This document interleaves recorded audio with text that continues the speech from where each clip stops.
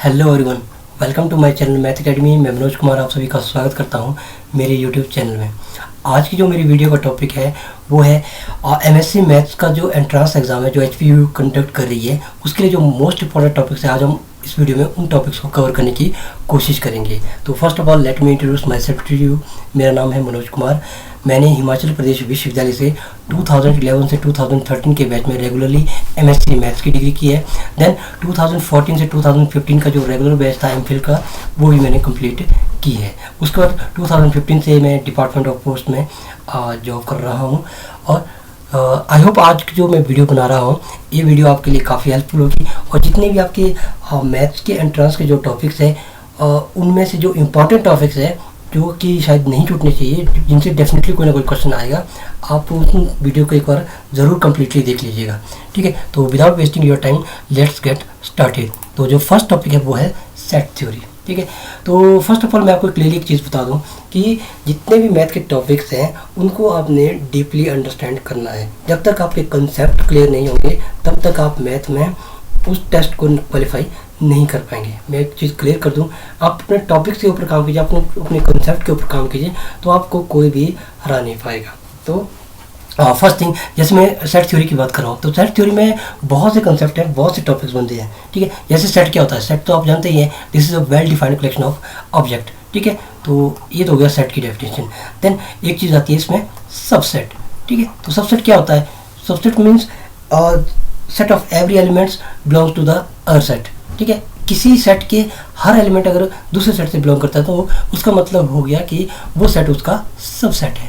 ठीक है, तो ये सबसेट हो गया। देन आपने एक एम्प्टी सेट के बारे में पढ़ा होगा, दैट इज 5, जो कि दैट इज एवरी, वो जो एम्प्टी सेट है that is subset of every set. ठीक है, तो ये डेफिनेटली होगा, ये होगा 5।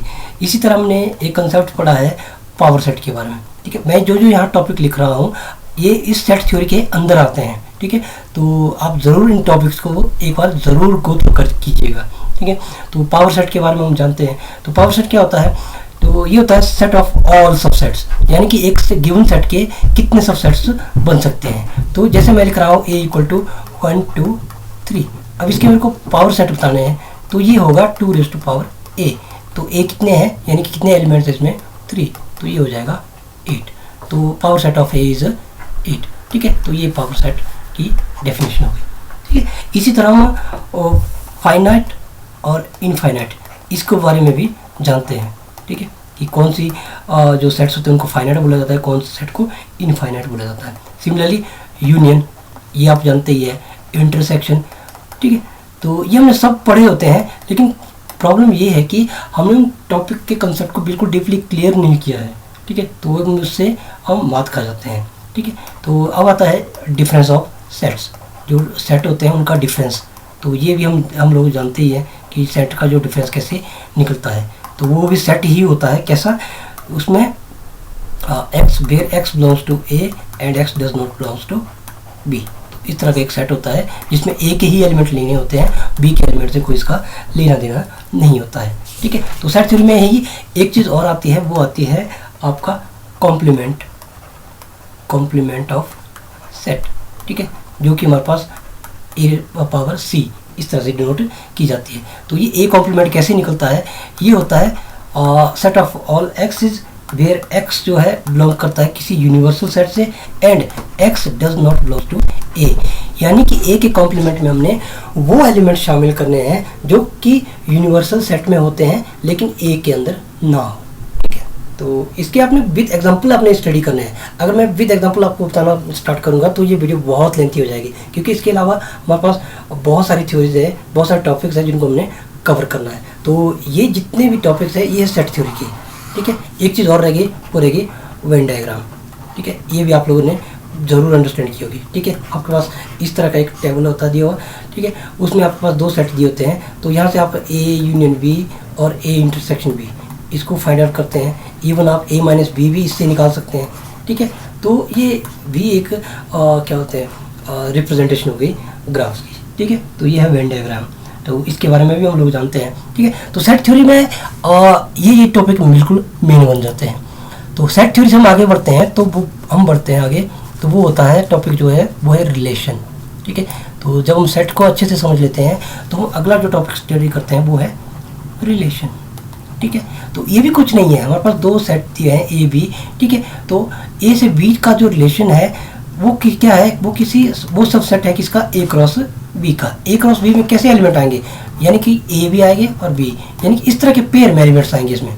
ठीक है, या सपोज कि जो मैं A1 B1 लिख रहा हूँ, A2 B2 लिख रहा हूँ। ठीक है, तो जो ये पहले जो एलिमेंट्स है ये बिलोंग कर रहे हैं किससे, ए से, और जो ये सेकंड नंबर आ रहे हैं ये बिलोंग कर रहे हैं बी से। ठीक है, तो इस तरह का कोई रिलेशन हम डिफाइन कर सकते हैं। ठीक है, तो इसमें जो ये जो नंबर्स हैं, इनको जो स्टार्टिंग वाले नंबर्स हैं इनको बोला जाता है डोमेन। ठीक है, तो आप अपने कंसेप्ट पे ध्यान देना कि आपने कहाँ लैक है। ठीक है, तो ये डोमेन होती है। ठीक है, सिमिलरली हमारे पास एक रेंज होती है। रेंज मीन्स जो हमारे पास जो कोडोमेन है। ठीक है, जो कोडोमेन होते हैं उसकी जो मैक्सिमम जो लिमिट होती है वो कहाँ से कहाँ तक बिलोंग कर रहा है उसको बोलते हैं हम रेंज। ठीक है, उसके बाद अब आता है हमारे पास जो रिलेशंस है उसके टाइप कौन कौन से होते हैं। आपने बहुत से रिलेशन देखे होंगे, जैसे एक आता है आपके पास वॉइड रिलेशन, एक वर्ड रिलेशन, यानी कि दिस फाई जो कि हमारे पास किसी सपोज ए क्रॉस ए है। ठीक है, इसका जो सेट ए है उसका एक रिलेशन है, एम्प्टी रिलेशन है। ठीक है, तो this is called void relation. ठीक है, सिमिलरली यूनिवर्सल रिलेशन भी आता है, यूनिवर्सल रिलेशन। ठीक है, ये क्या होता है, this is a cross A which is subset of A cross ए। ठीक है, यानी कि एक ए और ए इन दोनों के जो एलिमेंट्स हैं दो सबसेट्स हैं इन्हीं ए और ए क्रॉस के। ठीक है, उसके बाद आइडेंटिटी रिलेशन है। जितने भी रिलेशन है आपको समझ में आना चाहिए कि ये वो है क्या चीज़, आइडेंटिटी रिलेशन। तो आइडेंटिटी रिलेशन को आई ए इससे भी डिनोट करते हैं हम। ठीक है, इसमें पेयर ऐसे ही रिलेशन में पेयर ऐसे ही ए कॉमा ए के बनेंगे, लेकिन ये इस फॉर्म में होंगे। ठीक है, यानी कि हम जिस एलिमेंट को ए से उठा रहे हैं वो ए कॉमा ए, जैसे सपोज कीजिए मैं 1 2 3 लिख रहा हूँ। ठीक है, तो आइडेंटिटी रिलेशन में कौन कौन से आएंगे, 1 1 2 2 3 3। ठीक है, इस तरह के पेयर। और इसी तरह हमारे पास एक रिलेशन बनता है रिफ्लेक्सिव रिलेशन। ठीक है, तो अगर किस रिलेशन को आप रिफ्लेक्सिव कहते हैं, इफ जो every element of set is related to itself. ठीक है, उस रिलेशन को बोला जाता है रिफ्लेक्सिव। इसी तरह से आपके पास ट्रांजिटिव रिलेशन है, एंटीसिमेट्रिक रिलेशन है। ठीक है, और एक जो वेरी इंपॉर्टेंट चीज़ आती है रिलेशंस में, आप इसको ज़रूर एक बार चेकआउट कर लीजिएगा, बहुत डीपली आप ज़रूर समझिएगा इस चीज़ को कि वो क्या चीज़ है। ये है इक्विवेलेंस रिलेशन। ठीक है, तो ये है इक्विवेलेंस रिलेशन। ठीक है, तो इक्विवेलेंस रिलेशन कब होगा, जब आपके पास कोई रिलेशन एक तो रिफ्लेक्सिव होगा, ठीक है, दूसरा सिमेट्रिक होगा और तीसरा ट्रांजिटिव। ठीक है, इस तरह की तीनों की कंडीशन को सेटिस्फाई करता है, तो this is called equivalence relation. ठीक है, आप इन रिलेशंस को एक बार ज़रूर गो थ्रू कीजिएगा। ठीक है, रिलेशन से एक बार कोई ना कोई क्वेश्चन बन सकता है डेफिनेटली। ठीक है, उसके बाद जब हम रिलेशन की थ्योरी को भी पढ़ लेते हैं, सेट थ्योरी के बाद हमने सेट थ्योरी में हमने पहले सेट के बारे में पढ़ा, उसके बाद हमने रिलेशन के बारे में पढ़ा। देन इसके बाद जो वेरी इंपॉर्टेंट चीज़ आती है वो आती है फंक्शन की। ठीक है, तो जो फंक्शन है, अब फंक्शन में हमने क्या क्या पढ़ना है। ठीक है, तो फर्स्ट ऑफ ऑल आप फंक्शन को डीपली समझिए कि फंक्शन क्या है। क्या function is nothing, it is a rule that attributes each elements of domain to the codomain. ठीक है, फंक्शन क्या है, हमारे पास कोई डोमेन होगा, इस तरफ कोई कोडोमेन होगा। ठीक है, तो इसके जो एलिमेंट्स हैं वो किस रूल से बी के साथ रिलेटेड है उसको बोलते हैं हम फंक्शन। ठीक है, तो ये है फंक्शन। इसके बाद आता है हमारे पास ये जो ए है, इसको बोला जाता है डोमेन। ठीक है, सिमिलरली जैसे हम रिलेशन में करते थे डोमेन। ठीक है, और ये है हमारे पास कोड डोमेन। ठीक है, इसको रेंज भी लिख सकते हैं हम। ठीक है, तो यानी कि यहाँ के जो एलिमेंट है यहाँ से किस तरह से लिंक होते हैं। एक्चुअली एक रूल होता है, उस रूल के अकॉर्डिंग ही हम इसके एलिमेंट को यहाँ एसोसिएट करते हैं। जैसे सपोज कीजिए मैं लिख रहा हूँ f x is equal to x. ठीक है, और मैं आगे लिख रहा हूँ x belongs to natural number, ठीक है। मैंने क्या लिखा, y is equal to x या f of x is equal to x, x belong कर रहा है n से, ठीक है। अब देखिए मेरे पास ये कोई नेचुरल नंबर का सेट है, ठीक है, तो ये 1 2 3 4, ठीक है। अब देखिए इस रूल के अकॉर्डिंग क्या हो रहा है, y is equal to x है, ठीक है। तो when x equal to 1 then y is equal to 1, यानी कि ये 1 कैसे रिलेटेड होगा, 1 से ही। 2 किससे रिलेटेड होगा, 2 से ही। 3 कैसे रिलेटेड होगा, 3 से ही, ठीक है।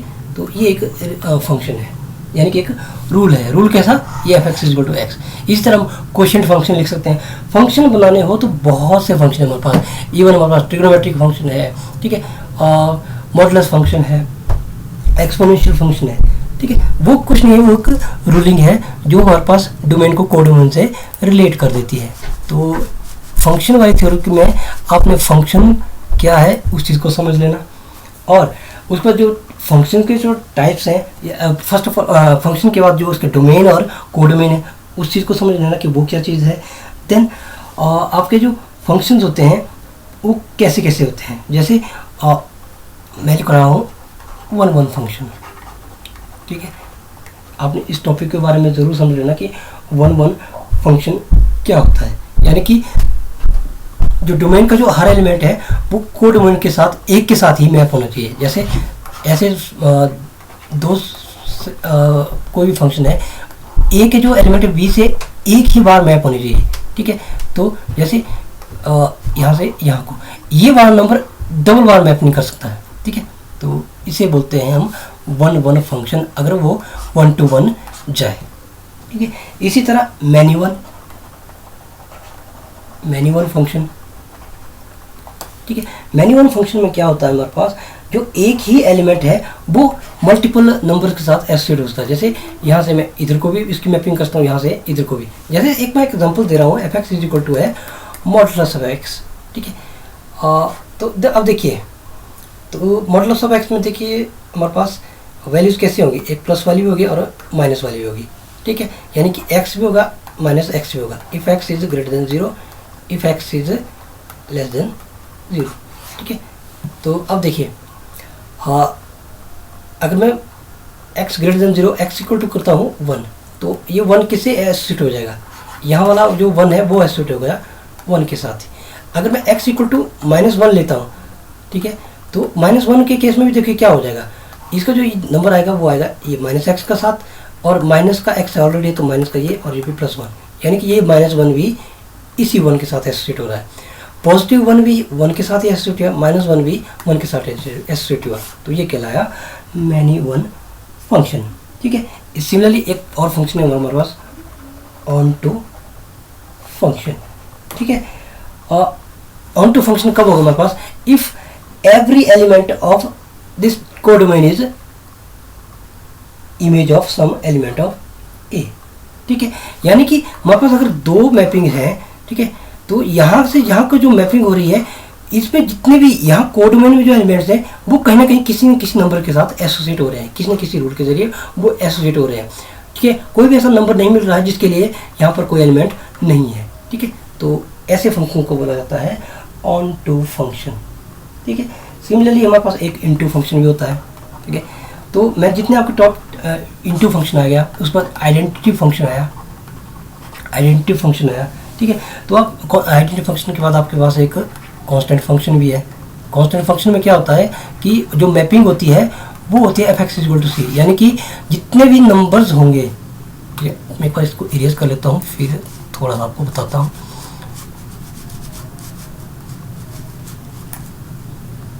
ठीक है। जितने भी नंबर्स होंगे वो किसी कांस्टेंट नंबर पे एसोसिएट होंगे, ठीक है। यहाँ से डोमेन, यहाँ से कोडोमेन, तो जितने भी नंबर्स होंगे वो किसी फिक्स नंबर पे, जैसे सपोज करो मैं f x is equal to लिख रहा हूँ 5, ठीक है। अब फर्क नहीं पड़ता है कि x की वैल्यू 1 है, 2 है, 3 है, 4 है, यहाँ पर मैं जितनी भी वैल्यू ले रहा हूँ वो सारे 5 पे ही एसोसिएट होंगे, ठीक है। यहाँ मेरे पास 5 होगा, यहाँ मैं 1 2 3 सपोज कीजिए मैं नेचुरल नंबर से उठा रहा हूँ, x में कहाँ से उठा रहा हूँ, नेचुरल नंबर से, यानी कि डोमेन मेरा क्या है, नेचुरल नंबर है, तो मेरे पास कोड डोमेन में वो 5 के साथ ही एसोसिएट हो रहे हैं, ठीक है। उसे बोलते हैं हम into function, sorry constant function, ठीक है। तो इसी तरह हमारे पास फंक्शंस की अभी अपनी बहुत सारी प्रॉपर्टीज़ हैं, तो आप उन प्रॉपर्टीज़ को एक बार गो थ्रू कर लीजिएगा, ठीक है। अब देखते हैं नेक्स्ट टॉपिक, वो है कॉम्प्लेक्स नंबर्स। बहुत ही इंपॉर्टेंट टॉपिक है, यहाँ से भी बहुत से क्वेश्चन बनते हैं, ठीक है। तो फर्स्ट ऑफ ऑल आपको ये पता होना चाहिए कि जो ये कॉम्प्लेक्स नंबर है ये क्या चीज़ है, ठीक है। तो जब आप किसी प्लेन में 2 डायमेंशनल प्लेन में हम बात करते हैं, तो हमारे पास जो नंबर्स होते हैं वो कैसे होते हैं, कॉम्प्लेक्स नंबर वो होते हैं इस फॉर्म में x प्लस आइटा वाई, ठीक है। यानी कि ये जो नंबर है ये है x, y, ठीक है। और जो आइटा है इसकी वैल्यू होती है √-1, ठीक है। तो जितने भी ये कॉम्प्लेक्स नंबर्स होते हैं, ठीक है, तो इनको जो एडिशन, डिवीज़न, डिफरेंस, ये सब हमको पता होना चाहिए कि ये कैसे निकलती है, ठीक है। तो आप इसको एक बार ज़रूर देखना कि addition of complex numbers, subtraction of complex numbers और multiplication of complex number, division of complex number, ठीक है। ये सारी की सारी चीज़ें हमारे को पता होनी चाहिए, ठीक है। इसके बाद एक वेरी इंपॉर्टेंट टॉपिक आता है कॉम्प्लेक्स नंबर का ही, वो है मॉडुलस ऑफ कॉम्प्लेक्स नंबर। यानी कि इसको हम z = x plus iota y, आपको ध्यान होगा तो इस तरह से इसको डिनोट किया जाता है, ठीक है। तो मॉडुलस ऑफ फंक्शन निकालना हमने तो वो होता है √x² प्लस y², ठीक है। तो ये मॉडुलस फंक्शन पे ज़रूर ध्यान देना आपने, मॉडुलस, ठीक है। बहुत ही इंपॉर्टेंट चीज़ होती है मॉडुलस, तो इसको डिनोट करते हैं हम √x² प्लस y², ठीक है। इसके बाद आता है आपके पास conjugate of complex number, conjugate, ठीक है। टॉपिक्स हैं ये कॉम्प्लेक्स नंबर्स के, तो आपने इनको भी समझ लेना है कि if z = x plus iota y then z = x minus iota y, ठीक है। This is called the conjugate of this numbers, ठीक है। तो ये एक रिप्रेजेंटेशन होगी इसकी। सिमिलरली हमारे पास क्यूब रूट ऑफ यूनिटी है 1 ओमेगा², इनके बारे में भी आप ज़रूर जानते होंगे, ठीक है। इनकी प्रॉपर्टीज़ भी एक बार ज़रूर चेकआउट कर लीजिएगा आप लोग, ठीक है। इसके बाद आपके पास बहुत सारी इंपॉर्टेंट थ्योरम्स हैं ये कॉम्प्लेक्स नंबर से रिलेटेड।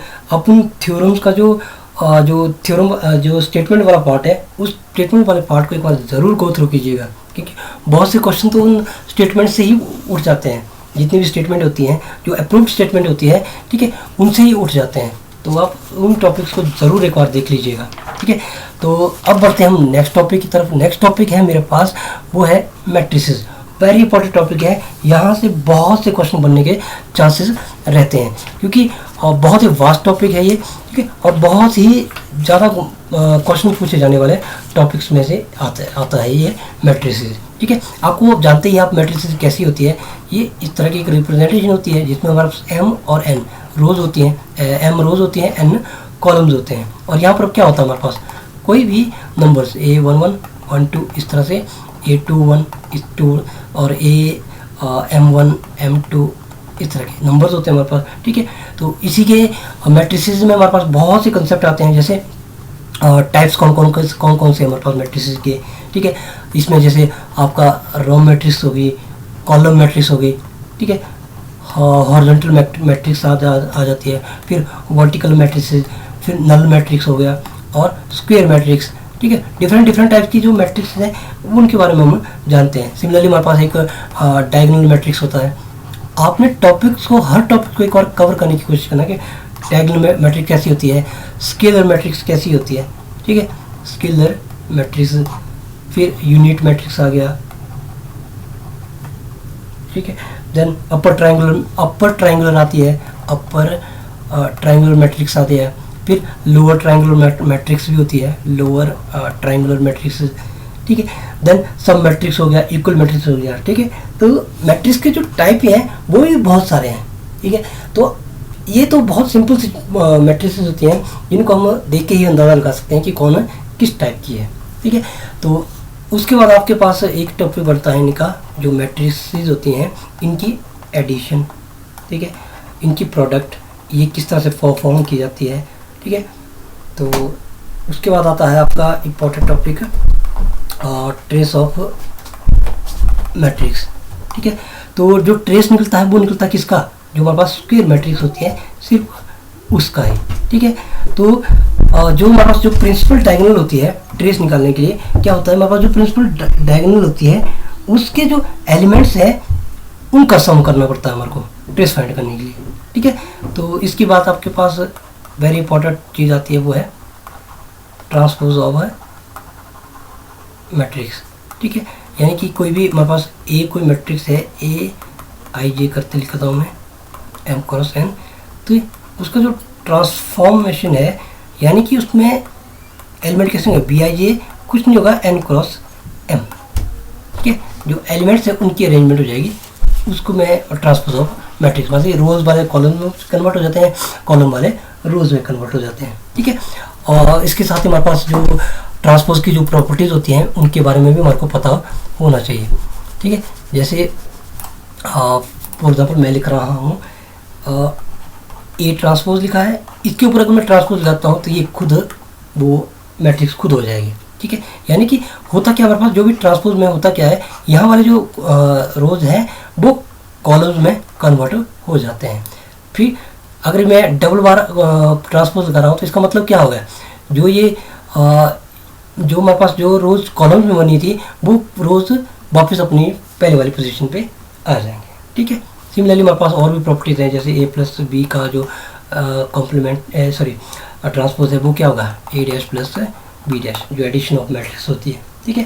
तो ये भी टॉपिक्स हैं इनके, ठीक है। मैट्रिक्स में एक टॉपिक आता है आपके पास कॉन्जुगेट ऑफ मैट्रिक्स, ठीक है। तो द कॉन्जुगेट ऑफ मैट्रिक्स क्या होता है, जो हमारे पास जो मैट्रिक्स के जो नंबर्स हैं, ठीक है, उनको हमने रिप्लेस करना है कॉम्प्लेक्स कॉन्जुगेट से, ठीक है। तो ये भी टॉपिक है कॉन्जुगेट ऑफ मैट्रिक्स, ठीक है। यानी कि ए बार जिससे हम डिनोट करते हैं, ठीक है। तो इसकी अपनी प्रॉपर्टीज बनती है कॉन्जुगेशन की, ठीक है। और अब बात है हमारे पास सिमिलरली जैसे हमारे पास जो रिलेशन में जो होता था सिमेट्री, ठीक है, इसमें भी हमारे पास मैट्रिक्स में भी हमारे पास एक सिमेट्रिक रिलेशन आता है, ठीक है। तो आपने उस चीज़ के बारे में भी पढ़ना कि जो ये सिमेट्रिक चीज़ होती है ये होती क्या चीज़ है, यानी कि इसमें होता क्या हमारे पास जो ट्रांसपोज ऑफ मैट्रिक्स है वो खुद के बराबर ही होता है। यानी कि रोज को जो हम कन्वर्ट करके कॉलम्स में बदल देते हैं, ठीक है, चेंज कर देते हैं, तो उनके जो एलिमेंट्स है उसके ऊपर कोई भी फर्क नहीं पड़ता है। ऐसी मैट्रिक्स को बोला जाता है सिमेट्रिक मैट्रिक्स, ठीक है। सिमेट्रिक मैट्रिक्स की भी अपनी प्रॉपर्टीज हैं। फिर उसके बाद आता है हमारे पास क्यू सिमेट्रिक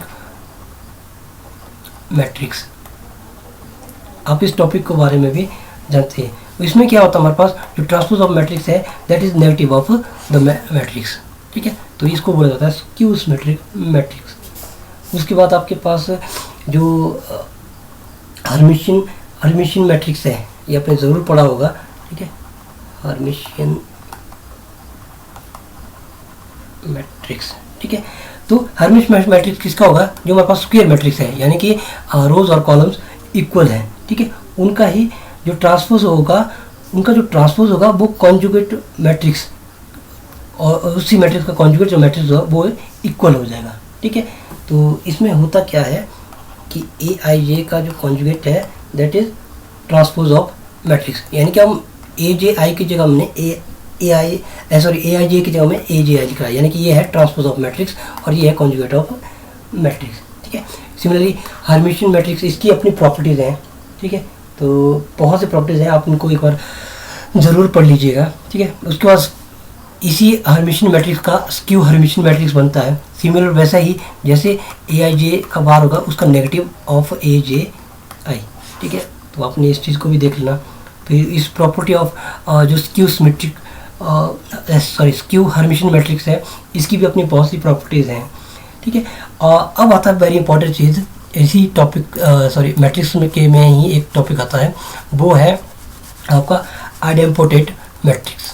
तो बहुत बार यहाँ से भी क्वेश्चन बन जाते हैं, आइडेम्पोटेंट मैट्रिक्स। तो किस मैट्रिक्स को आप लोग आइडेम्पोटेंट मैट्रिक्स बोलते हैं? तो एक्चुअल में होता क्या है, कोई भी मैट्रिक्स जो हमारे पास इस तरह की कंडीशन को सेटिस्फाई करती है, यानी कि square of that matrix is equal to the matrix itself, it's called idempotent matrix, ठीक है। इसी तरह हमारे पास नीलपोटेंट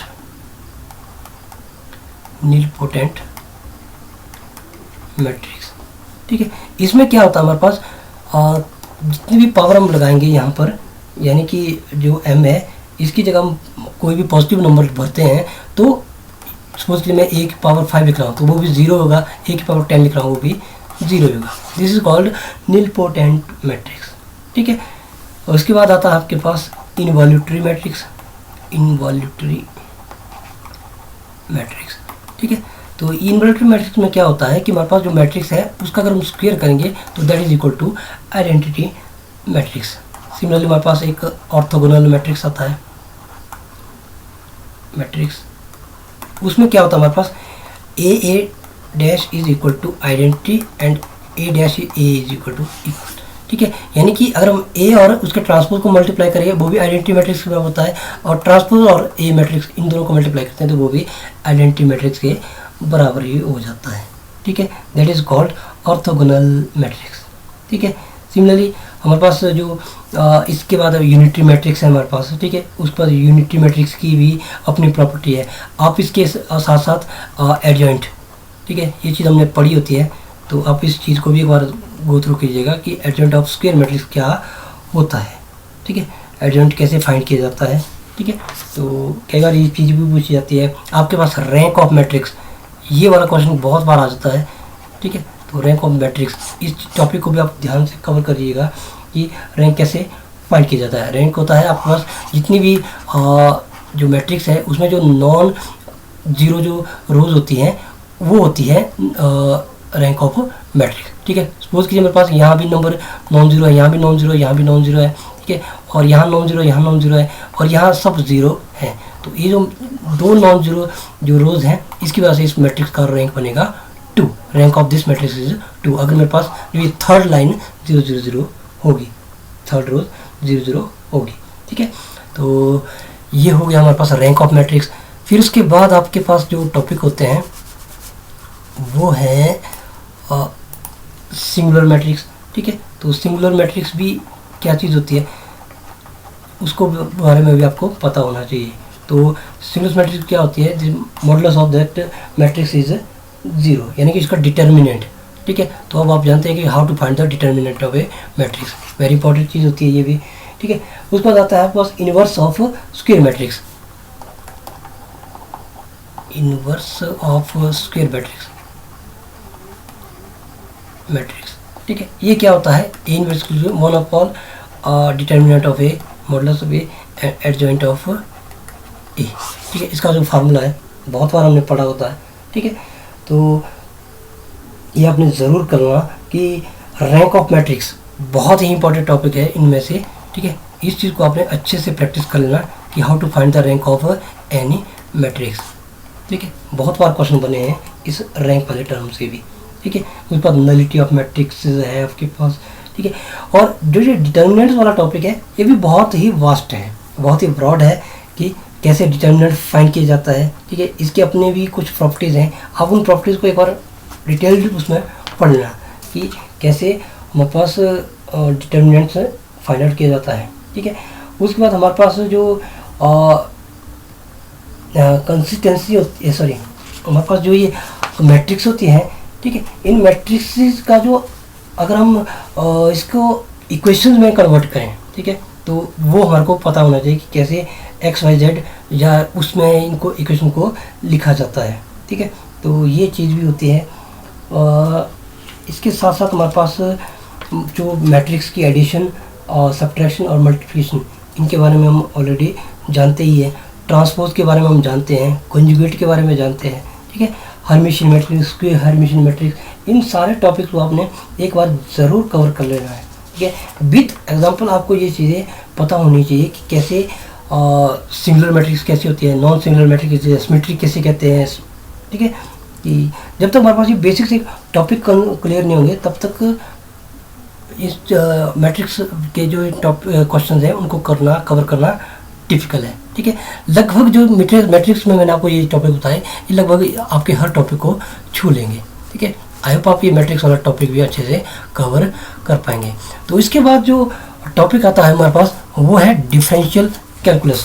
ठीक है, बहुत ही इम्पॉर्टेंट टॉपिक है। आपकी शायद आपकी जो बीएससी ग्रेजुएशन का जो सिस्टम था उसमें ज़रूर इसके लिए एक डेडिकेटेड बुक थी। ठीक है, आपने डिफरेंशियल कैलकुलस में ये सारी चीज़ें पढ़ी होंगी। ठीक है, जितनी भी हम चीज़ें आज डिस्कस करने वाले हैं वो चीज़ें हमने पढ़ी ही होती है डिफरेंशियल कैलकुलस में। ठीक है, तो डिफरेंशियल कैलकुलस में जो जो टॉपिक होते हैं उनको मैं आज अभी आपके सामने रख रहा हूँ। तो जो फर्स्ट जो टॉपिक आता है इसमें डिफरेंशियल में, ठीक है, तो इसमें जो टॉपिक आता है वो फंक्शन से ही उठा होता है। जितने भी हमारे पास जो फंक्शन होते हैं उन फंक्शन में डोमेन, कोडोमेन, रेंज, ये चीज़ आपने पहले ही माइंड में सेट करना। उसके बाद आपके जो फंक्शंस हैं, ट्रिग्नोमेट्रिक फंक्शंस हो गए, इवन फंक्शन हो गया, ऑड फंक्शन हो गया, पीरियोडिक फंक्शन हो गया। ठीक है, ये जो जितने भी लॉगरिथमिक फंक्शन हो गया, एक्सपोनेंशियल फंक्शन हो गया, ये सारे के सारे जो फंक्शंस के जो डिफरेंट क्लासेस हैं ये आपको पहले ही क्लियर होने चाहिए।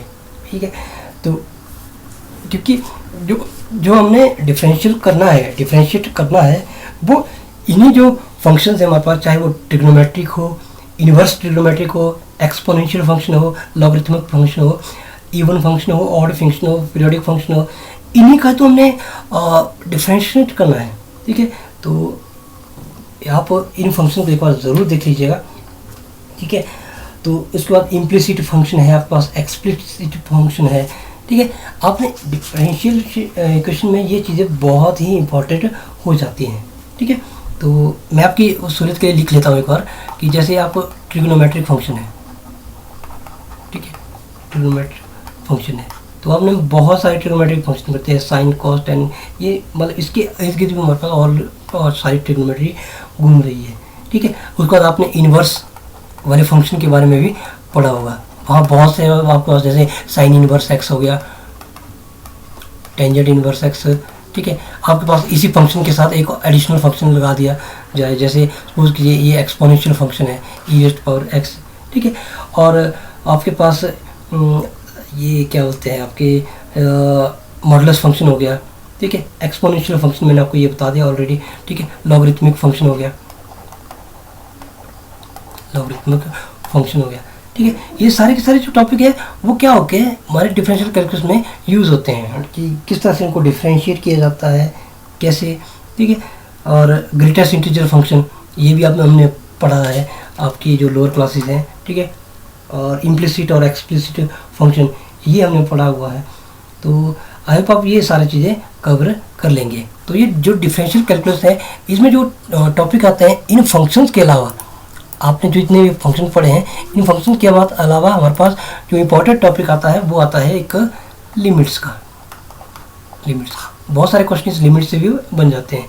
ठीक है, तो लिमिट्स के टॉपिक को आपने ज़रूर अच्छे से अंडरस्टैंड कर लेना कि लिमिट आखिरकार होती क्या है। आपने LHL, left hand limit, right hand limit, ये इसके बारे में ज़रूर पढ़ा होगा। अगर ये दोनों एग्जिस्ट करते हैं, इक्वल हैं, ठीक है, तो हमारे पास लिमिट जो है वो एग्जिस्ट कर जाती है, यानी कि वो फंक्शन की लिमिट एग्जिस्ट कर जाती है। ठीक है, आपके पास कोई भी फंक्शन दिया होता है, सपोज कीजिए जैसे ये दिया हुआ limit x tend to 0 e⁻1/x। ठीक है, आपको क्वेश्चन दिया गया होगा कि find the limit of this function. तो इसके लिए हम क्या करते हैं, आप LHL ये भी निकालते हैं, RHL ये भी निकालते हैं। तो हम देखते हैं कि इसकी लिमिट एग्जिस्ट कर सकती है या नहीं। लेफ्ट हैंड लिमिट निकालनी होती है, सपोज कीजिए मैं लिमिट लिख रहा हूँ, limit x tend to 0 minus, तो इससे क्या होगा e⁻1/x क्या बन गया हमारे पास 0। और जब हम राइट हैंड लिमिट की बात कर रहे हैं तो limit x tend to 0 plus की बात कर रहे हैं तो e⁻1/x, तो ये हो जाता है 1/0 अनडिफाइंड बन जाएगा, e की पावर इन्फिनिटी बन जाएगा और ये इनफाइनाइट नंबर बन जाएगा। तो ये लेफ्ट हैंड लिमिट और राइट हैंड लिमिट ये दोनों एग्जिस्ट ही नहीं करेंगे। ठीक है, तो ऐसी चीज़ें हमने इसमें निकालनी है कि कई जगह हमारे पास इनडिटर्मिनेट फॉर्म आ जाती है, जैसे 0/0 हो गया, इन्फिनिटी हो गया, इन्फिनिटी की पावर 0 हो गया, 0 की पावर इन्फिनिटी, ऐसे बहुत सारी हमारे पास इनडिटर्मिनेट फॉर्म्स भी होती हैं। ठीक है, तो ये भी हमारे को देखना होता है। ठीक है, तो जहाँ तक रही लिमिट की बात, ये लिमिट तो ये तो हो गया एक सिंपल सा क्वेश्चन। आपके लिए तो आप हज़ारों क्वेश्चन खुद से ही फ्रेम कर सकते हैं। ठीक है, आपके पास क्या हो जाएगा, ये तो मैंने एक सिंपल सा एक्सपोनेंशियल फंक्शन दिया था, आपके पास फंक्शन इस तरह से हो सकते हैं, आपके पास इन्वर्स फंक्शन भी साथ में दिया हो। ठीक है, और अपॉन में सपोज कीजिए ग्रेटेस्ट इंटीजर फंक्शन वाला दिया हो, ठीक है, तो ये एफ ऑफ एक्स है और उसके लिए कोई डोमेन आपके पास किसी भी तरीके का दिया हो, suppose -1 1 less than x less than equal to 1, ठीक है, तो इसकी लिमिट फाइंड करने के लिए बोल सकते हैं आप कि फाइंड आउट द लिमिट। तो क्वेश्चन किसी भी तरीके का बन सकता है, ठीक है, तो बस आपको जो डिफरेंट मेथड है उनके बारे में आपको ने अंडरस्टैंड किया होना चाहिए। कई बार क्या होता है कि हमारे पास मेथड से डायरेक्टली ही निकल जाते हैं लिमिट्स भी, अगर हमने फाइंड करनी होती है। तो जैसे सपोज कीजिए हमारे पास एक वेरी वेल नोन फार्मूला है, limit x tends to a x raised power n minus a raised power n x minus a। तो इसका जो वेल नोन फार्मूला है वो है n(a)(n-1). तो हम डायरेक्टली भी कई बार लिमिट फाइंड करने के लिए इसको यूज़ कर लेते हैं, ठीक है। तो इसी तरह आप एक्सपोनेंशियल फंक्शन में डिफरेंट तरीके से फार्मूला लगा सकते हैं। आपके पास कोई पॉलिनोमियल फंक्शन दिया है f ऑफ x और अपॉन gx, इस तरह के जो फंक्शन है रैशनल फंक्शन है, इसमें भी हम लिमिट फाइंड आउट कर सकते हैं। तो लिमिट के क्वेश्चन बहुत से बनेंगे, आप कंसेप्ट पे ऊपर ज़रूर फोकस कीजिएगा, ठीक है। लिमिट के बाद जो अगला जो टॉपिक आता है वो आता है कंटिन्यूटी, ठीक है, किस फंक्शन को हम कंटिन्यूस बोलते हैं। तो वेरी इंपॉर्टेंट टॉपिक हो जाता है according to your MSc maths के एंट्रेंस के सिलेबस के अकॉर्डिंग, ठीक है। तो कब हम फंक्शन को कंटिन्यूस बोलते हैं, आपने डिसकंटिन्यूटी के बारे में ज़रूर पढ़ा होगा, ठीक है, कि कब हमारे पास जो फंक्शन है वो कंटिन्यूस हो जाता है। तो डिसकंटिन्यूटी को हम रिमूव कैसे कर सकते हैं, रिमूवेबल डिसकंटिन्यूटी होती है हमारे पास, ठीक है। डिसकंटिन्यूटी ऑफ फर्स्ट टाइप, जो डिसकंटिन्यूटी है उसका फर्स्ट टाइप, सेकंड टाइप और आपके पास मिक्स्ड, इस तरह की डिसकंटिन्यूटी है। Discontinuity form left side, discontinuity form right side, ठीक है। तो ये बहुत सी चीज़ें हैं जो हमने पढ़ी है, ठीक है। तो आपने क्या करना है, इन टॉपिक के एटलीस्ट एक क्वेश्चन आपको बिना किसी प्रॉब्लम के समझ में आने चाहिए। आपके पास कोई क्वेश्चन दिया है, find out the discontinuity, is this function is continuous और डिसकंटिन्यूस, आप उसके बारे में पहले डिस्कस कर सकते हैं हम, ठीक है। तो आप टॉपिक के ऊपर ज़रूर एक बार गो थ्रू कीजिएगा। इसके बाद आती है आपके पास जो डिफरेंशियल कैलकुलेशन का मेन जो टॉपिक है वो है डिफरेंशिएबिलिटी, ठीक है, ठीक। तो इसके लिए तो अपने डिफरेंस से फार्मूले ही है, हमारे पास बहुत से फार्मूले हैं, उन फार्मूलों को आपने ज़रूर याद करना कि how to find the derivative of any function, ठीक है। सपोज कि y इक्वल टू fx है, तो इसका जो डेरिवेटिव है, एक्चुअल में डेरिवेटिव होता क्या है, change in y with respect to x, ठीक है। तो how to find that change in y with respect to x is called differentiation for different function, ठीक है। तो डिफरेंट फंक्शन के लिए डिफरेंट फार्मूले हैं। आपने पूरी फार्मूले की एक लिस्ट बना दीजिए। उस फार्मूले में जैसे सपोज कि मैं टेंजेंट x लिख रहा हूँ, ठीक है, तो इसका अगर मेरे को डेरिवेटिव निकालना है, डिफरेंशिएट निकालना है, तो मैं डायरेक्ट लिख रहा हूँ सेकंड स्क्वायर x, ठीक है। तो ये डेरिवेटिव होता है इसका, ठीक है। तो ट्रिग्नोमेट्रिक फंक्शन क्या हो गए, एक्सपोनेंशियल के हो गए, लॉगरिथमिक के हो गए, ठीक है। इन सब के लिए क्या है, अपने डिफरेंशिएशन के फॉर्मूले हैं, ठीक है। तो सिमिलरली हमारे पास जो इन्वर्स टाइप के फंक्शन होते हैं, इसके लिए भी अपने फॉर्मूले हैं, ठीक है। इसकी डिफरेंशिएशन के भी अपने फॉर्मूले हैं। मैं डिटेल में नहीं जाऊंगा, मैं आपको ये बता रहा हूँ कि जितने भी हमारे पास ट्रिग्नोमेट्री में फंक्शन है, चाहे वो ट्रिग्नोमेट्रिक फंक्शन हो, मॉडुलस फंक्शन हो, लॉगरिथमिक फंक्शन हो, एक्सपोनेंशियल फंक्शन हो, इन्वर्स फंक्शन हो, सब फंक्शन के लिए क्या है, अपने डिफरेंट रूल है या उनका डिफरेंट फार्मूले हैं, ठीक है। कईयों में डायरेक्ट दिए हुए हैं, कईयों में निकालने भी पड़ सकते हैं, ठीक है। तो डेरिवेटिव फाइंड आउट करने के लिए ये जो डिफरेंशिएशन कैलकुलस में ये हमारे पास लिमिट भी यही इसी टॉपिक में आती है, कंटिन्यूटी भी इसी में आती है और डिफरेंशिएबिलिटी भी इसी टॉपिक में होती है। तो इन तीनों में से डेफिनेटली क्वेश्चन में आते ही आते हैं, ठीक है। उसके बाद आपके पास इसी टॉपिक में एक चीज़ आती है, वो है equation of the tangent at any point, ठीक है। तो इस टॉपिक को भी आपने ज़रूर देख लेना कि जो इक्वेशन ऑफ टेंजेंट है वो कैसे फाइंड आउट की जाती है एट एनी पॉइंट, ठीक है। ये कैसे फाइंड आउट की जाती है उस चीज़ को भी आपने एक बार ज़रूर देख लेना, ठीक है। और उसके बाद एक इम्पॉर्टेंट टॉपिक आता है equation of normal at any point, ठीक है। ये दो टॉपिक और कवर होने चाहिए आपकी तरफ से कि इक्वेशन ऑफ टेंजेंट कैसे फाइंड की जाती है, इक्वेशन ऑफ नॉर्मल कैसे फाइंड की जाती है। तो जितना भी आपका डिफरेंशियल कैलकुलस का जो पार्ट है उसमें आपने इन चीज़ों के बारे में भी पढ़ा होता है, ठीक है। तो एंगल ऑफ इंटरसेक्शन ये फाइंड आउट किया जाता है। आपने मैक्सिमा एंड मिनिमा इसके बारे में भी पढ़ा है, तो इस टॉपिक को भी आपने ज़रूर कवर करना है कि मैक्सिमम कैसे फाइंड आउट किया जाता है और मिनिमम ऑफ एनी फंक्शन कैसे फाइंड आउट किया जाता है। ठीक है, तो ये लिमिट, कंटिन्यूटी और डिफरेंशियलिटी तीनों चीज़ें हैं, और तीनों चीज़ों का कॉम्बिनेशन आपका डिफरेंशियल कैलकुलस को बनाता है। ठीक है, तो जो हमारे पास लिमिट्स है वो मैंने आपको पहले बता दिया। आपके पास स्टैंडर्ड फंक्शंस है, स्टैंडर्ड रूल्स हैं उनके लिए, वो आपके जो बुक होती हैं जो आपने पीछे भी पढ़ी होती हैं, इवन +1 +2 में भी डिफरेंशियल कैलकुलस स्टार्ट हो चुकी होती है, तो आपने उसमें भी पढ़ा होता है। ठीक है, आई होप आप ये डिफरेंशियल कैलकुलस वाले पार्ट को भी इजीली कर पाएंगे। इनके जितने भी टॉपिक्स हैं उनको आप बिना किसी प्रॉब्लम के कर पाएंगे। ठीक है, तो बढ़ते हैं नेक्स्ट टॉपिक की तरफ। नेक्स्ट टॉपिक है मेरे पास, वो है इंटीग्रल कैलकुलस। ठीक है, तो जैसे हमारे पास डिफरेंशियल कैलकुलस था, बिल्कुल सिमिलरली उतना ही इम्पोर्टेंट ये भी टॉपिक भी है। ठीक है, इस टॉपिक और उस टॉपिक में दोनों थोड़े से आपस में रिलेटेड ही है। ठीक है, जैसे हम डिफरेंशियल कैलकुलस में डिफरेंशियल कैलकुलस में हम डिफरेंशिएशन करते थे, इंटीग्रल कैलकुलस में क्या करते हैं हम इंटीग्रेशन, यानी कि इन्वर्स होता है ये कौन सा, डिफरेंशिएशन का। ये हम पहले ही जानते हैं कि जो इंटीग्रेशन होती है दैट इज जो डिफरेंशिएशन होती है उसका जो इन्वर्स पोर्शन होता है। तो इसके लिए हमने फॉर्मूला, जैसे मैं लिख रहा हूँ ddx of x is equal to या x² is equal to 2x। ठीक है, तो ये हम जानते हैं। तो अगर मेरे को अगर इंटीग्रेशन ऑफ 2x निकालनी है तो ये हो जाती है मेरे पास x का स्क्वायर। ठीक है, तो यहाँ मेरे पास डेरिवेटिव है, यहाँ मेरे पास इंटीग्रेशन है, तो ये इन्वर्सली आप उसमें रिलेटेड है। ठीक है, तो ये डेरिवेटिव ऑफ एनी फंक्शन है और ये इंटीग्रेशन ऑफ दैट फंक्शन है। ठीक है, यानी कि इसकी इंटीग्रेशन ये आई और इसकी डिफरेंशिएशन ये आई। ठीक है, तो ये इंटीग्रल कैलकुलस में हम इन्हीं चीज़ों के बारे में पढ़ते हैं। आपके पास जितने भी स्टैंडर्ड फार्मूले हैं आपने सब कुछ पढ़ा है कि डेरिवेटिव ऑफ साइन एक्स क्या होता है, डेरिवेटिव ऑफ कॉस एक्स क्या होता है, डेरिवेटिव ऑफ टेंजेंट एक्स क्या होता है। ठीक है, डेरिवेटिव ऑफ लॉग एक्स क्या होता है, डेरिवेटिव ऑफ एक्सपोनेंशियल फंक्शन क्या होता है।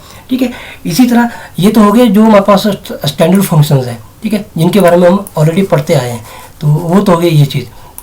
लेकिन जो हमारे पास दूसरे फॉर्मूले क्या होते हैं, दूसरे फंक्शन हैं, जैसे पॉलिनोमियल फंक्शन है, ठीक है, इनके जो इंटीग्रेशन होती है उसके लिए हमारे पास वैसे ही सिमिलर प्रोसेस में ही होती है। ठीक है, अगर हमारे पास कोएफिशिएंट फंक्शन है तब हमारे पास रूलिंग थोड़ी सी बदल जाती है। ठीक है, इसकी डिफरेंशिएशन भी डिफरेंट तरीके से होती है और जो इसकी इंटीग्रेशन है वो भी डिफरेंट तरीके से होती है। इसके लिए भी अपने डेडिकेटेड मेथड है। जैसे सपोज कीजिए मेरे पास दो फंक्शन f(x) और g(x) दिए हैं। ठीक है, मेरे को इनकी इंटीग्रेशन फाइंड आउट करनी है, तो ये क्या होता है हमारे पास, ये फर्स्ट पार्ट मानते हैं हम, ये इसको सेकंड पार्ट मानते हैं। ठीक है, तो रूलिंग में हम क्या लिखते थे, first function integration of second function, ठीक है, minus integration ddx of first function and integration of second function.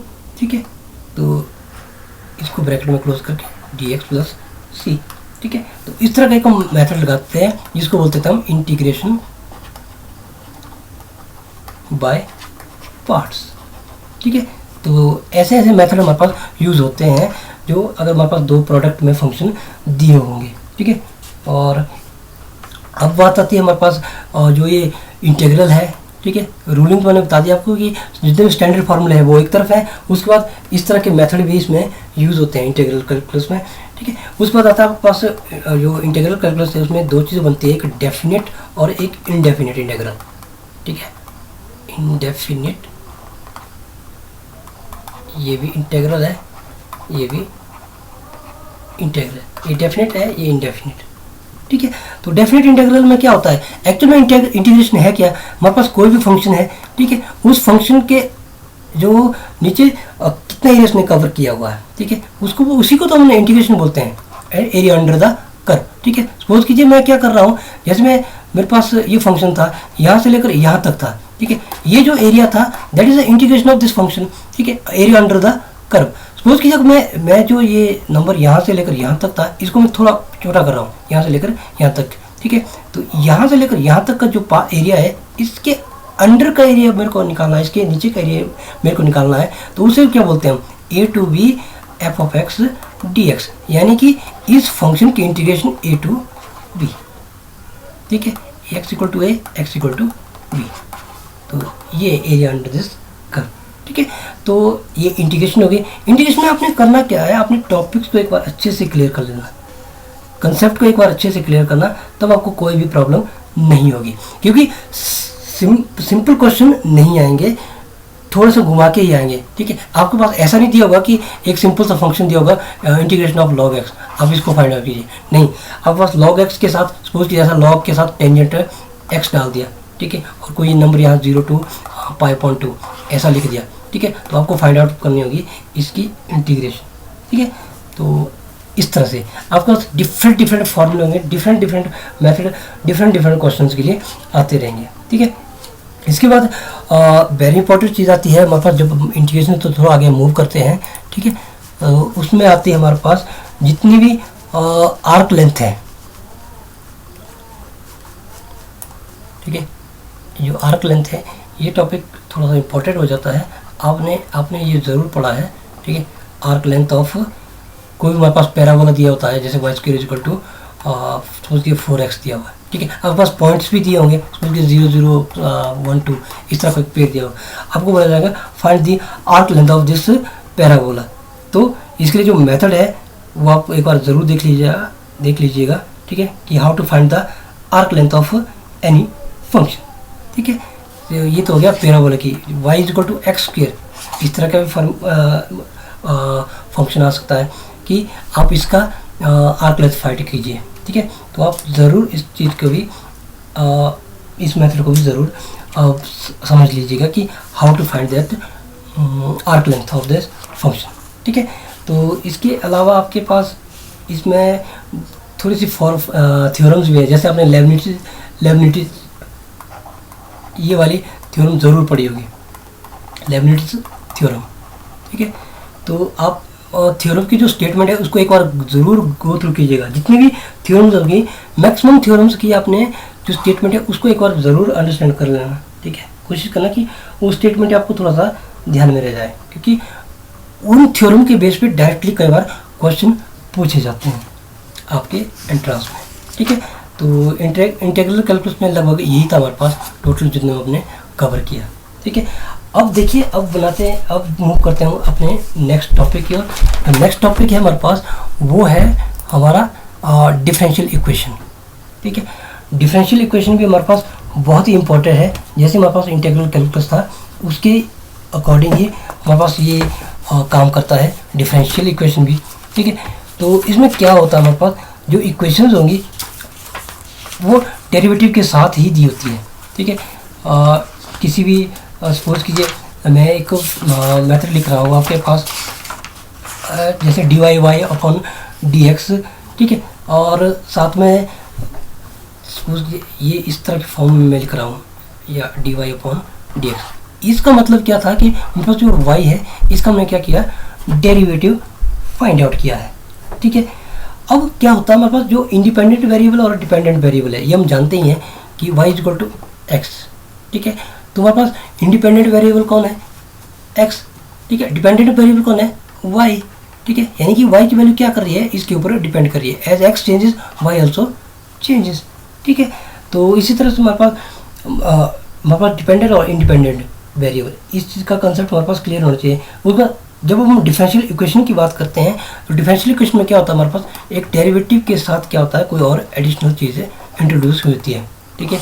अब देखिए, इसका जो ऑर्डर है, ऑर्डर और डिग्री, ये टर्म भी आपने पढ़ी होगी कि ऑर्डर क्या होता है और डिग्री क्या होता है, ठीक है। तो जितने भी ये फंक्शन है, जैसे ये कितने डिग्री का है, डिग्री इसकी 1 है, डिग्री इसकी 1 है, और ऑर्डर बेस का कितना है, 1, ठीक है। तो ऑर्डर ऑफ जो डिफरेंशियल इक्वेशन होता है वो होता है हाईएस्ट ऑर्डर, क्या होता है, किसी भी इक्वेशन का जो हाईएस्ट जो ये नंबर होता है d y upon d x, इसको बोलते हैं हम ऑर्डर है इसका, ठीक है। और जो डिग्री होती है वो होती है degree of highest order difference जो कोफिशिएंट होता है उसको रिमूव करने के बाद जो हमारे पास बचता है, जो फ्रैक्शन बचता है, उसको बोलते हैं हम डिग्री ऑफ डिफरेंशियल इक्वेशन। तो आपने ऑर्डर ऑफ डिफरेंशियल इक्वेशन और जो डिग्री ऑफ डिफरेंशियल इक्वेशन है इसको भी ज़रूर समझ लेना कि ये क्या चीज़ होती है। इसके बाद हमारे पास बहुत सारी जो डिफरेंशियल इक्वेशन है उसको सॉल्व करने के डिफरेंट तरीके होते हैं। जैसे एक आपने कॉन्सेप्ट पढ़ा होगा mdx plus ndy equal to 0, ठीक है। तो ये है first order differential equation with first degree, ठीक है। हमारे पास होमोजेनियस डिफरेंशियल इक्वेशन होती है। जैसे अब आपको ध्यान ही होगा जब आप ग्रेजुएशन में अपने कॉन्सेप्ट को पढ़ रहे थे तो आपने इस तरह की चीज़ पढ़ी होगी v plus x d v upon d x, ठीक है। तो इस तरह की फॉर्म हमारे पास थी सॉल्व करने के लिए, ठीक है। फिर हमने एक रॉन्स्कियन कंडीशंस, इसको भी आपने ज़रूर पढ़ लेना कि एक रॉन्स्कियन कंडीशन होती है हमारे पास सॉल्व करने की, वो क्या चीज़ है, ठीक है। उसके बाद जितने भी हमारे पास होमोजीनियस होंगे, नॉन होमोजीनियस होंगे, आपका एग्जैक्ट डिफरेंशियल इक्वेशन किसे बोलते हैं हम, ठीक है। किसी भी एग्जैक्ट डिफरेंशियल इक्वेशंस का जो सॉल्व करने का तरीका है वो कैसे फाइंड आउट किया जाता है, उसका अल्टरनेटिव मेथड, आपके पास बहुत सारे मेथड दिए होते हैं, ठीक है। होता कुछ नहीं, सपोज जो ये फॉर्म दी होती है जैसे mdx प्लस ndy है, इसी फॉर्म को डिफरेंट तरीके से लिखा जाता है क्वेश्चन में। जैसे y सपोज कि y dx minus 2x dy equal to 0, ठीक है। इसी में से आपको जो इंटीग्रेटिंग फैक्टर है इंटीग्रेटिंग फैक्टर है ये फाइंड आउट करना होता है, ठीक है। IF ये अगर आपको ध्यान होगा तो ये फाइंड आउट किया जाता है कैसे, इसका जो निकालने का जो तरीका होता है वो होता है आपके पास ये जो 1 अपॉन आपका जो कोफिशिएंट है, जैसे ये नंबर है मेरे पास x, ये माइनस, ठीक है। तो 1 अपॉन माइनस का x और y, ठीक है। तो जो मेरे पास ये जो नंबर था जब मैं इसको इससे मल्टीप्लाई करूँगा, ठीक है, तो यहाँ से यहाँ हो जाएगा ये, मतलब मेरे को इसको इस फॉर्म में कन्वर्ट करना है, ठीक है। तो m के प्लेस पे क्या है मेरे पास y और n के प्लेस पे माइनस 2x, ठीक है। तो IF बन गया मेरे पास 1 अपॉन माइनस XY, ठीक है। तो इंटीग्रेटिंग फैक्टर भी फाइंड आउट करने का तरीका है, ठीक है। इंटीग्रेटिंग फैक्टर एक टर्म है, इसको आपने ज़रूर समझ लेना है कि ये कैसे फाइंड आउट किया जाता है। इसके बाद आपके पास लीनियर डिफरेंशियल इक्वेशन है, फर्स्ट ऑर्डर की है, बर्नौलीज इक्वेशन है, ठीक है। डिफरेंशियल इक्वेशन में बहुत से डिफरेंट पार्ट्स हैं, ठीक है। क्लैरर्स फॉर्म है, ट्रेजेक्टरी फॉर्म है, ऑर्थोगोनल है, ठीक है। लीनियर डिफरेंशियल इक्वेशन की जो टॉपिक है वो बहुत ही वाइड है, वाइड इन द सेंस कि एक तो क्वेश्चन इसके बहुत लेंथी होते हैं, डायरेक्ट जैसे हमारे पास जो दूसरे टॉपिक है उनकी तरह शॉर्ट नहीं है।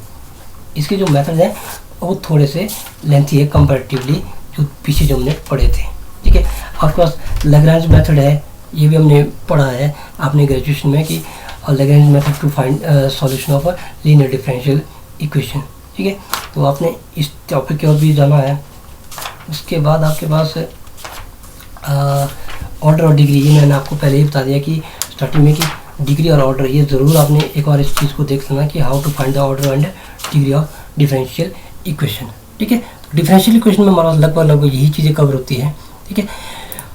इसके बाद जो इम्पोर्टेंट टॉपिक आता है वो है वेक्टर, ठीक है। वेक्टर वाला जो टॉपिक है ये भी इम्पोर्टेंट है, ठीक है, क्योंकि इसके जो आपके पास 3 डायमेंशन जो ज्योमेट्री होती है, ठीक है, उसमें जितने भी टॉपिक्स हैं उनसे रिलेटेड है ये वेक्टर, ठीक है। आपने इस टॉपिक को भी आसानी से देख लेना क्योंकि ये इतना मुश्किल टॉपिक नहीं है, बहुत ही ईजी टॉपिक है, इजीली कवर भी हो जाता है, ठीक है।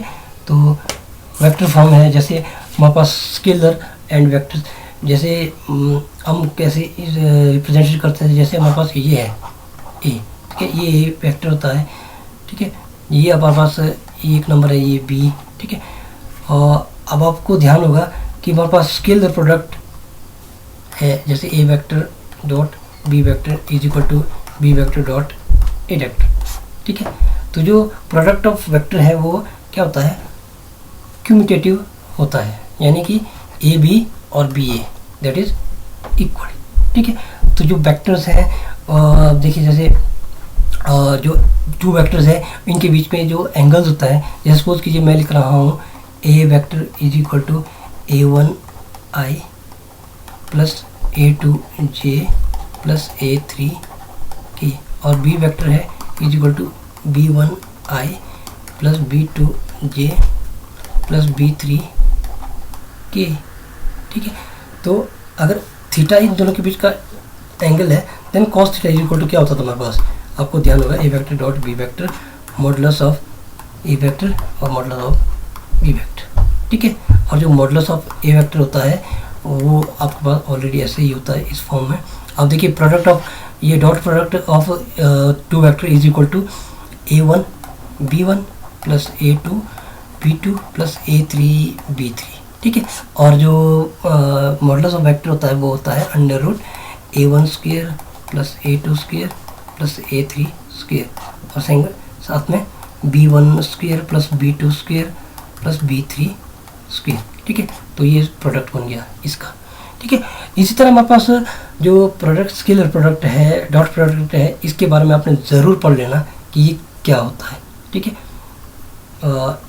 वेक्टर में हमारे पास यही चीज़ें लगभग बनती है कि वेक्टर और क्रॉस प्रोडक्ट में, ठीक है। ये हमारे पास डॉट प्रोडक्ट था, जब हम ए वेक्टर डॉट बी वेक्टर लिखते हैं हमारे पास जब ए वेक्टर क्रॉस प्रोडक्ट हो तो क्या होता है, ठीक है। तो दिस ए डॉट बी और बी डॉट ए ये तो हमारे पास इक्वल होते हैं, लेकिन क्रॉस के केस में ऐसा नहीं होता है, B vector cross A vector ये हमेशा ऐसा नहीं होता है, ठीक है। तो ये almost minus B vector cross A vector इस तरह से भी बन जाता है, ठीक है। तो वेक्टर्स वाले कंसेप्ट में आपको जितनी भी इसकी ज्योमेट्रिकल इंटरप्रिटेशन है वो आपको समझ आनी चाहिए, ठीक है। और एक्चुअली आप वेक्टर्स होता क्या है, दिस इज एक क्वांटिटी है हमारे पास वेक्टर होता क्या है, ये वेक्टर एक क्वांटिटी है जिसके पास क्या है मैग्नीट्यूड भी है डायरेक्शन भी है, ठीक है। मतलब जैसे डिस्प्लेसमेंट वेलोसिटी हो गया फोर्स हो गया एक्सेलरेशन हो गया, ठीक है। बट क्या है डिस्टेंस नहीं है, ठीक है। तो वेक्टर अलजेब्रा की जो थ्योरी है वो डॉट और क्रॉस प्रोडक्ट इसी के आसपास ही घूमती है। तो आपने इस चीज़ को ज़रूर देखना है कि जो डॉट प्रोडक्ट की प्रॉपर्टीज़ हैं और जो क्रॉस प्रोडक्ट की प्रॉपर्टीज़ हैं, ठीक है, वो किस तरह से एक दूसरे डिफ्रेंशिएट है कि, ठीक है। जैसे मैंने आपको बताया कि डॉट प्रोडक्ट में कम्यूटेटिव लॉ करता है काम, लेकिन जो दूसरा ये क्रॉस प्रोडक्ट है उसमें काम नहीं करता है। इसी तरह डिस्ट्रीब्यूटिव लॉ काम करता है डॉट प्रोडक्ट में और ये दोनों के केस में क्रॉस प्रोडक्ट में भी काम करता है, ठीक है। और अगर मेरे पास कोई मैं स्केलर क्वांटिटी ले रहा हूँ, जैसे बाहर लिख रहा हूँ किसी भी वेक्टर के बाहर m लिख रहा हूँ और a डॉट बी, ठीक है। तो ये m a डॉट बी ये भी एक ही बात हुई है, ठीक है। तो यानी कि कोई स्केलर क्वांटिटी ले रहा हूँ तो ये इक्वल हो जाता है, ठीक है। उस पर आपके पास आई जे के जो ये आई डॉट आई है ये equal to j dot j और के डॉट के, ठीक है। तो ये भी इक्वल होते हैं, ठीक है। और सिमिलरली एक इक्वल टू 1 होते हैं, ठीक है। और दूसरा आता है आई डॉट जे और जे डॉट के और के डॉट आई ये इक्वल टू 0 वो 0 के बराबर होता है, ठीक है। तो वेक्टर जो ये कंसेप्ट है इसको हमने बहुत सिंपल तरीके से पढ़ना क्योंकि इसके जो क्वेश्चन होते हैं बहुत सिंपल होते हैं और ज़्यादा डिफिकल्ट भी नहीं हो गया, ठीक है। आपको अगर जो मैग्नीट्यूड और वेलोसिटी फाइंड करनी है या कुछ और चीज़ इस वेक्टर की फाइंड करनी है तो आप with a very simple method आप इन चीज़ों को कर सकते हैं, ठीक है। इसी वेक्टर थ्योरी में एक कुछ कंसेप्ट आते हैं, आपको उनके बारे में बता देता हूँ। वो जो टॉपिक है वो है ग्रेडियंट, डाइवर्जेंस एंड कर्ल, ठीक है। इन चीज़ों को आपने एक बार ज़रूर देख रहा है। ग्रेडियंट हो गया, डाइवर्जेंस एंड कर्ल, ठीक है। तो जो वेक्टर डिफरेंशियल ऑपरेटर होता है, ठीक है, जैसे हम इसको डेल से डिनोट करते हैं, ठीक है। डेल डेल ऑफ एक्स फिर आई फिर डेल डेल ऑफ वाई फिर J plus del del of Z फिर के, इस तरह की चीज़ें हो गई इज इक्वल टू आई और डेल डेल अपॉन एक्स फिर J del del upon Y plus K del del upon Z. ठीक है, तो ये वेक्टर ऑपरेटर है जो हमारे पास प्रॉपर्टीज को, जो ऑर्डिनरी वेक्टर्स होते हैं उनके साथ यूज़ होते हैं। ठीक है, सिमिलरली हमारे पास जो ग्रेडियंट होता है, ग्रेडियंट, ठीक है, तो आपके पास कोई function f of x comma y comma z, ठीक है, इसकी जो किसी सर्टेन रीजन में इसको डिफाइन करना है। ठीक है, तो कोई सपोज कीजिए मैं एक फाइल ले रहा हूँ, एक स्केलर डिफरेंशिएबल स्केलर फील्ड है ये। ठीक है, तो जो ग्रेडियंट ऑफ एफ होगा उसको लिखा जाता है ये, और ग्रेडियंट ऑफ एफ, ठीक है, जिसको डिफाइन किया जाता है इस तरह डेल फाई। और इसका जो आपका मेथड है वो सिमिलरली लगभग ऐसा ही बनता है, del del upon X I plus del del Y upon J plus del del upon Z K और बाहर फाई। ठीक है, डेल डेल अपॉन जेड के, ठीक है, और बाहर बन गया आपके पास फाई। ठीक है, और जो डेल फाई है this defines a vector field. ठीक है, उसके बाद आपके पास जो डाइवर्जेंस है इसके बाद इसमें भी ऐसा ही है लगभग। हमारे पास एक एक्स वाई जेड 3 डायमेंशन में दिया हुआ है। ठीक है, v1 i plus v2 j plus v3 k। ठीक है, और ये फंक्शन जो डिफरेंशिएट है at each point x Y z in a certain region of space. ठीक है, सपोज कीजिए ये एक स्पेस है जो कि डिफरेंशिएट है एक सर्टेन रीजन में, तो उसमें क्या होगा, हमारे पास जो डाइवर्जेंस ऑफ जो v है फंक्शन है, इसको हमने रिप्रेजेंट करना है इससे ही, डेल डॉट v से। तो ये हो जाएगा del del upon X I plus del del upon Y J plus del del upon Z upon K dot v1 i plus v2 j plus v3 K.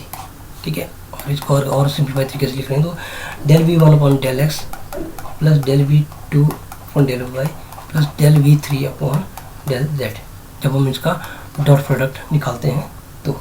ठीक है, सिमिलरली हमारे पास जो curl है, ठीक है, इसको रिप्रेजेंट करने के लिए भी ऐसा ही है। हमारे पास del cross v, del cross v। ठीक है, कोई function v X Y Z है इज डिफरेंशियल, सपोज किसी डेल क्रॉस v को डिनोट किया जाता है, सॉरी कर्ल को डिनोट किया जाता है डेल क्रॉस v से। और ठीक है, तो ये डेल डेल एक्स इंटू आई और del del Y J plus del del Z के, ठीक है, into v1 i plus v2 j plus v3 K. ठीक है, और अगर क्रॉस प्रोडक्ट निकालना है तो आप जानते ही हैं, यहाँ i j और k, यहाँ del del upon x del del upon y del del upon z, और यहाँ पर v1 v2 v3। ठीक है, क्रॉस प्रोडक्ट निकालने के लिए। ठीक है, इसको आपने सिंप्लीफाई करके देख लेना है। ठीक है, तो ये हो गया इसका। ठीक है, हमारे पास ग्रेडियंट, डाइवर्जेंस और कर्ल, इस तरह की प्रॉब्लम्स भी आ जाती है कई बार। ठीक है, तो ये हो गया। इसके बाद इसकी वेक्टर्स की अपनी इंटीग्रेशंस भी है। ठीक है, कुछ डाइवर्जेंस की थ्योरम है, आपके पास स्टोक्स थ्योरम है, बहुत सी चीज़ें, टॉपिक बहुत सारे हैं, कंसेप्ट बहुत सारे हैं। आपने सिर्फ फोकस करना है कंसेप्ट पे कि ये आखिरकार है क्या चीज़। ठीक है, कैसे हम इसको एग्जांपल में पुट करते हैं, कैसे क्वेश्चंस इसके आसपास बनते हैं। ठीक है, उसके आसपास ही हमारा ये जो मैथ का जो टॉपिक है ये कंप्लीट होगा। ठीक है, इसका जो नेक्स्ट जो टॉपिक हम डिस्कस करने वाले हैं वो है कन्वर्जेंसी एंड डाइवर्जेंसी।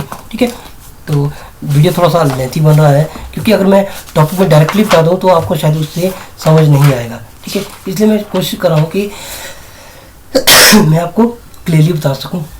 ठीक है, तो जो नेक्स्ट टॉपिक है वो है कन्वर्जेंस एंड डाइवर्जेंस। ये हम जानते हैं, आपकी जो बीएससी जो सिलेबस है मैथ का, उसमें ये बताया है कि कन्वर्जेंट कब होता है फंक्शन, डाइवर्जेंस कब होता है। ठीक है, कोई भी सीक्वेंस है या सीरीज है, ये कब कन्वर्जेंट होती है, कब डाइवर्जेंट होती है, कब इनफाइनाइट जो सीरीज है उसके, जैसे आपके पास 1/n है, एक समीशन 1/n है। ठीक है, आप इसको अगर n equal to 1 to sorry n कर दें तो ये 1.2 plus 1.3 plus so on plus 1/n plus so on. ठीक है, अब देखिए एज लिमिट जो n है अगर 0 की तरफ टेंड कर रहा है, ठीक है, तो इसका मतलब क्या हुआ, एज n अप्रोचिंग टू 0 हमारे पास क्या हो रहा है, दिस फंक्शन बिकम्स अनडिफाइंड। ठीक है, तो अब देखिए हमारे पास बहुत सारी कंडीशन है कन्वर्जेंस के लिए। ठीक है, आपने पढ़ी होगी, जैसे हमारे पास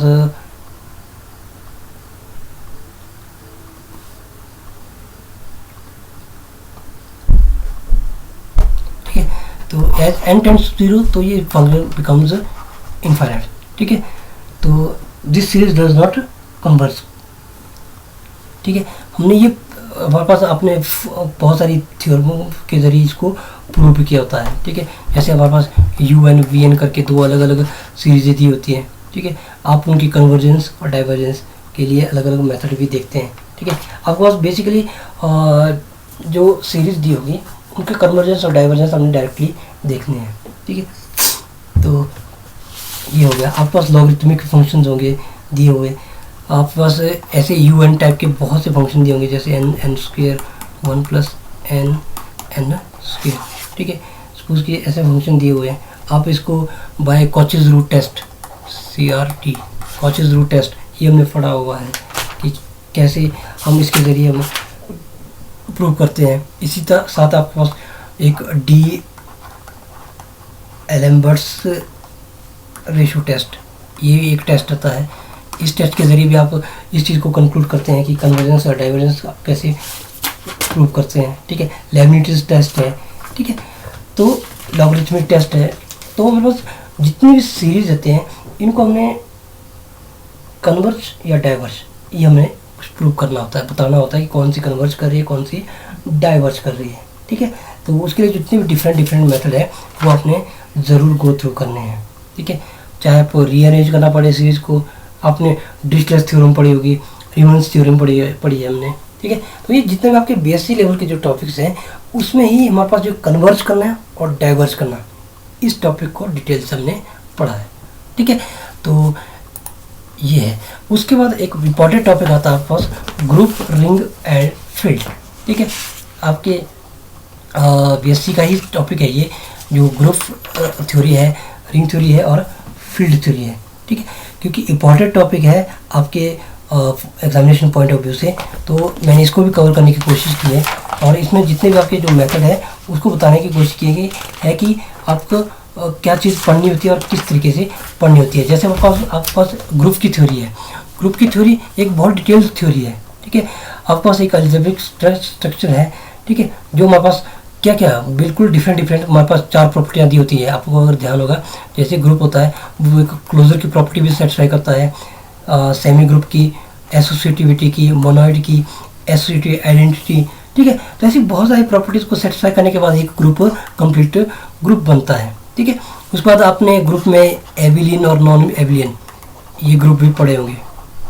ठीक है, तो आपने इन चीज़ों के बारे में भी एक बार डिटेल से देखना है कि क्योंकि ये जो अलजेब्रिक थ्योरी है, ठीक है, ये बिल्कुल प्योर मैथमेटिक्स वाली थ्योरी है।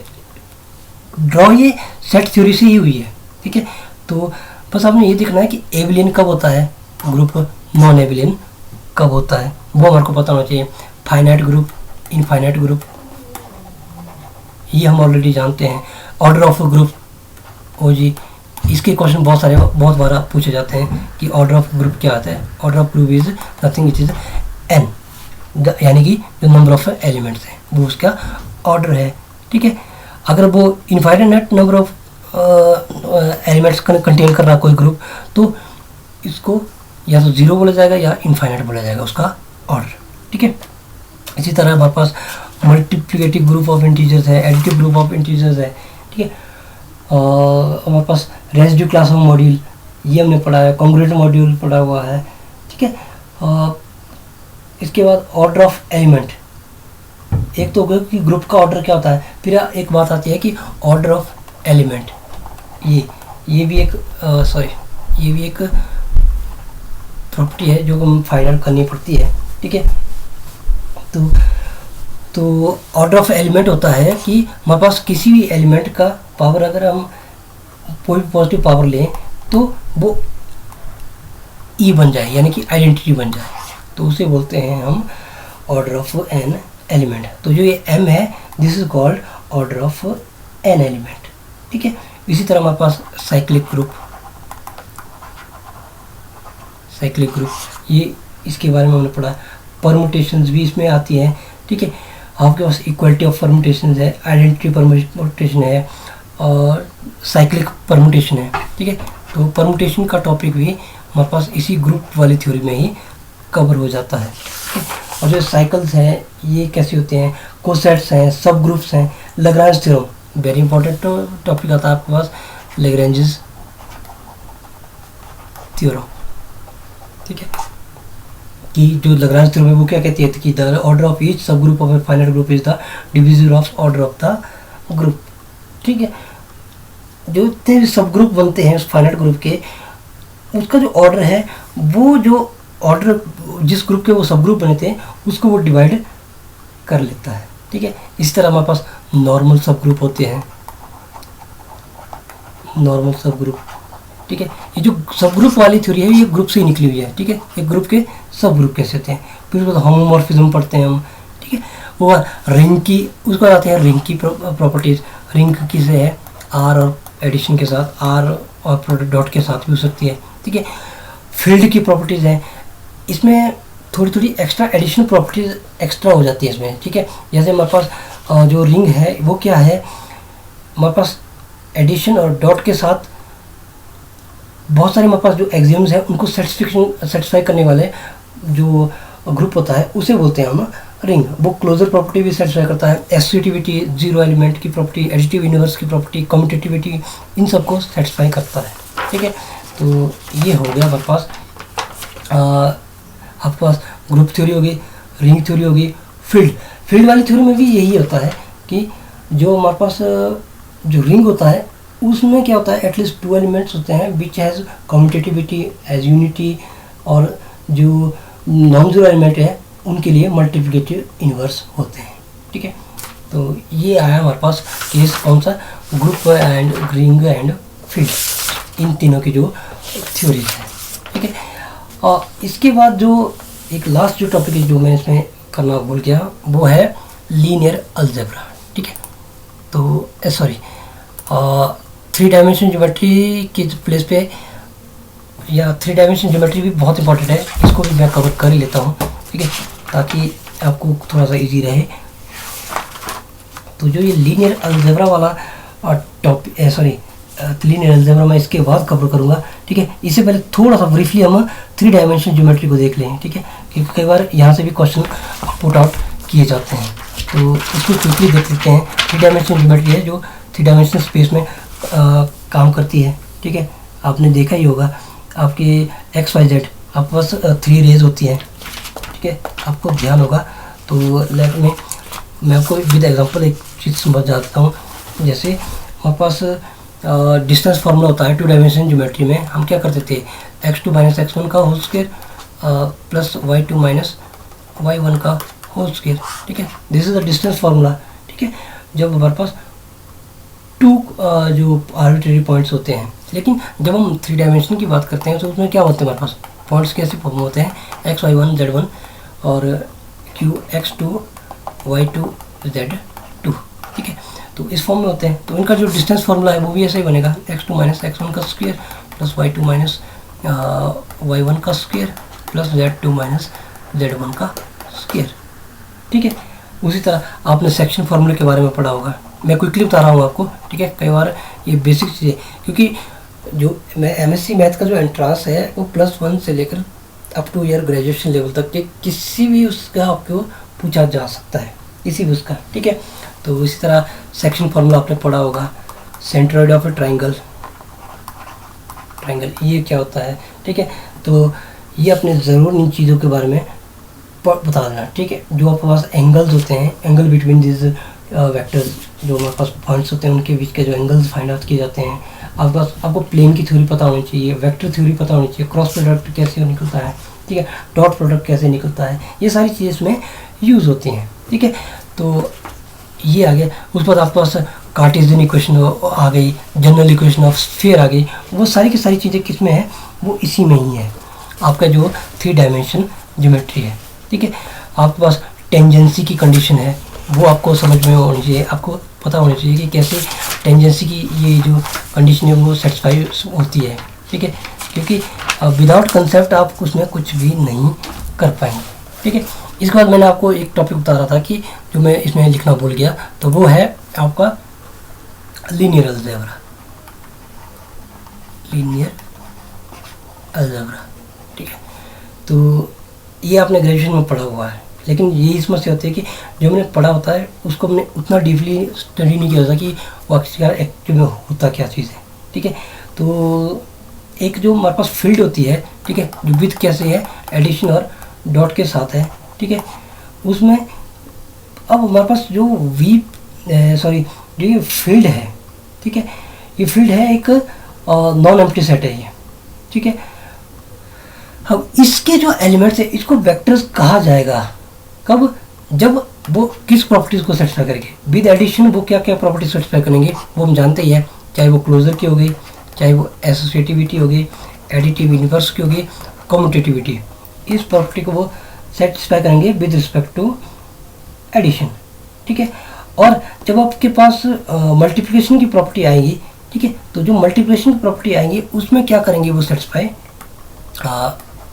मल्टीप्लिकेशन प्रॉपर्टी में आपके पास क्लोजर, एक तो वो क्लोजर वाली प्रॉपर्टी सेटिस्फाई करनी चाहिए, ठीक है। उसके बाद जो स्केलर मल्टीप्लिकेशन है उसकी प्रॉपर्टीज भी सेटिस्फिकेशन करनी चाहिए, ठीक है। जैसे मैं सपोज करो ए अल्फा प्लस बीटा लिख रहा हूँ, तो ये होना चाहता है ए अल्फा प्लस ए बीटा, ठीक है। तो इस तरह की प्रॉपर्टीज़ है। तो एक फील्ड ही है ये वेक्टर स्पेस, कुछ नहीं है, जिसमें एडिशन और प्रोडक्ट के साथ हमारे पास ये क्लोजर एसोसिएटिव, एडिटिविटी और कम्यूटेटिविटी ये प्रॉपर्टी होनी चाहिए विद रिस्पेक्ट टू एडिशन, और क्लोजर प्रॉपर्टी होनी चाहिए विद रिस्पेक्ट टू प्रोडक्ट, और जो हमारे पास जो स्केलर मल्टीप्लिकेशन है और एडिशन, ये भी हमारे पास बहुत सारी और भी इसकी प्रॉपर्टीज़ हैं, उनके साथ ये सेटिस्फेक्शन होनी चाहिए, ठीक है। तो ये हो गए।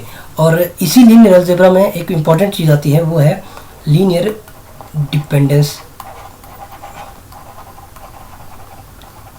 एंड लीनियर इंडिपेंडेंस,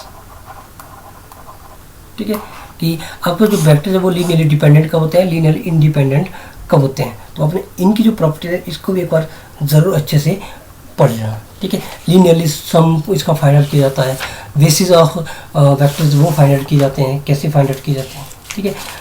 तो बेसिकली जो हमारा जो मैथ का जो एंट्रेंस लेवल होता है उसमें जो टॉपिक्स होंगे वो हर एक फील्ड से लिए जाएंगे, चाहे आपकी सेट थ्योरी हो, चाहे आपकी मैट्रिक्स थ्योरी हो, चाहे आपका रिंग वाले ग्रुप वाली थ्योरी हो, चाहे दूसरे जितने भी टॉपिक मैंने आज कवर करने की कोशिश की, इन सब में डेफिनेटली आपके क्वेश्चन कंप्लीट होंगे।